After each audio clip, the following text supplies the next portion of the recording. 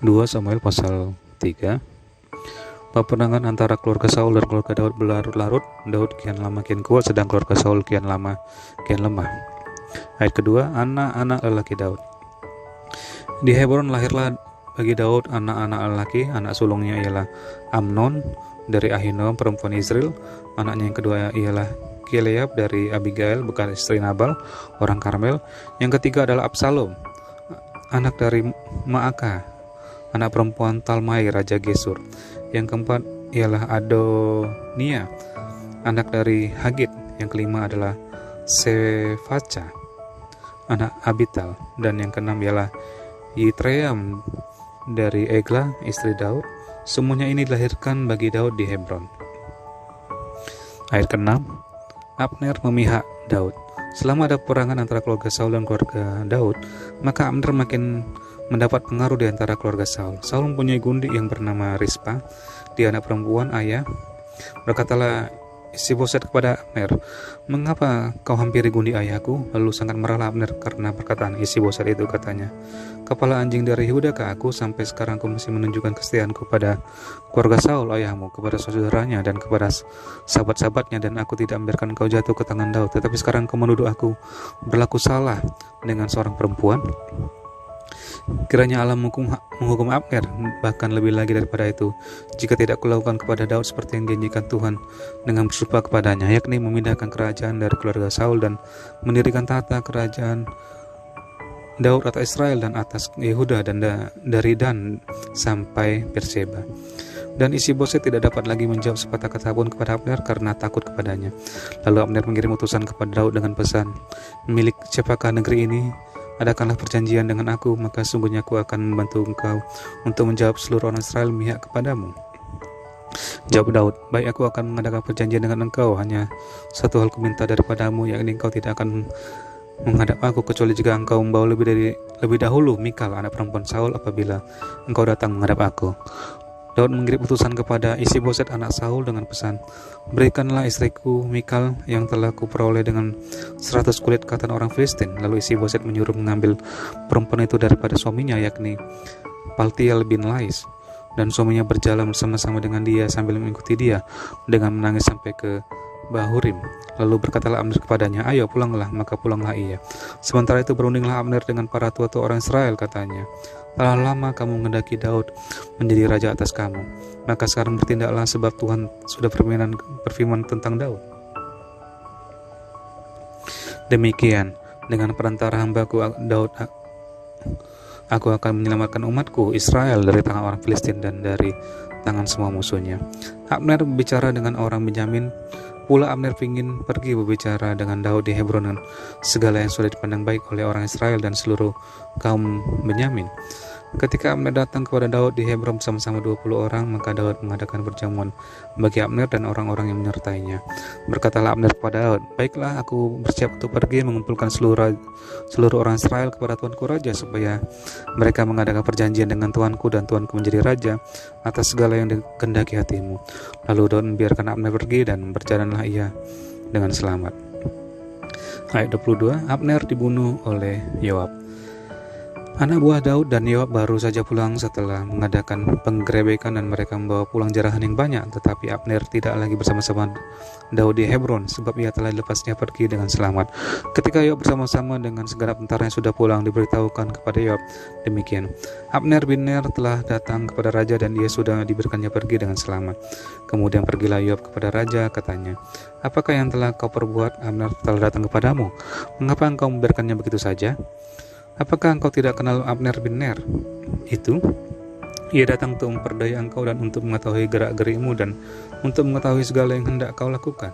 Sesudah itu keluarlah Yoab meninggalkan Daud dan menyuruh orang menyusul Abner, lalu mereka membawanya kembali dari pergi Sirah tanpa diketahui Daud. Ketika Abner kembali ke Hebron, maka Yoab membawanya sebentar ke samping di tengah-tengah pintu gerbang itu, seakan-akan hendak berbicara dengan dia dengan diam-diam. Kemudian ditikamnyalah dia di sana pada perutnya sehingga mati, membalas darah Asael adiknya. Ketika hal itu dengar Daud, kemudian berkatalah ia, "Aku dan kerajaanku tidak akan bersalah di hadapan Tuhan sampai selama-lamanya terhadap darah Abner bin Ner itu." biarlah itu ditanggung oleh Yoab sendiri dan seluruh kaum keluarganya. Biarlah dalam keturunan Yoab tidak putus-putusnya ada orang yang mengeluarkan lelehan, yang sakit kusta, yang bertongkat, yang tewas oleh pedang, atau yang kekurangan makanan. Demikianlah Yoab dan Abisai adiknya membunuh Abner, karena ia telah membunuh Asael adik mereka di Gibeon dalam pertempuran. Dan berkatalah Daud kepada Yoab dan kepada segala rakyat yang bersama-sama dengan dia, koyakkanlah pakaianmu dan lilitkanlah pada tubuhmu kain kabung dan merataplah di depan mayat Abner. Raja Daud sendiri pun berjalan di belakang usungan mayat. Ketika orang menguburkan Abner di Hebron, maka menangislah raja dengan suara nyaring pada kubur Abner, dan seluruh rakyat pun menangis. Ketika Abner, raja mengucapkan nyanyian ratapan ini, apakah Abner harus mati seperti orang bebal? Tanganmu tidak terikat dan kakimu tidak dirantai. Engkau gugur seperti orang gugur oleh orang-orang durjana. Dan seluruh rakyat itu makin menangis karena dia. Seluruh rakyat datang menawarkan kepada Daud untuk makan roti selagi hari siang, tetapi Daud bersumpah katanya, kiranya Allah menghukum aku, bahkan lebih lagi daripada itu jika sebelum matahari terbenam aku mengecap roti atau apapun. Ketika seluruh rakyat melihat hal itu, mereka menganggap hal itu baik, seperti segala sesuatu yang dilakukan raja dianggap baik oleh seluruh rakyat. Maka tahulah seluruh rakyat dan seluruh Israel pada hari itu bahwa pembunuhan Abner bin Ner bukanlah rancangan raja. Kemudian berkata raja kepada para pegawainya, tidak tahukah kamu bahwa pada hari ini gugur seorang pemimpin, seorang besar di Israel? Tetapi aku ini sekarang masih lemah sekalipun sudah diurapi menjadi raja. Sedang orang-orang itu, yakni anak-anak Zeruya, melebihi aku dalam kekerasan. Kiranya Tuhan membalas kepada orang yang berbuat jahat setimpal dengan kejahatannya. 2 Samuel pasal 4. Isi-Boset dibunuh. Ketika dengar anak Saul bahwa Abner sudah mati di Hebron, maka hilanglah keberaniannya dan terkejutlah seluruh orang Israel.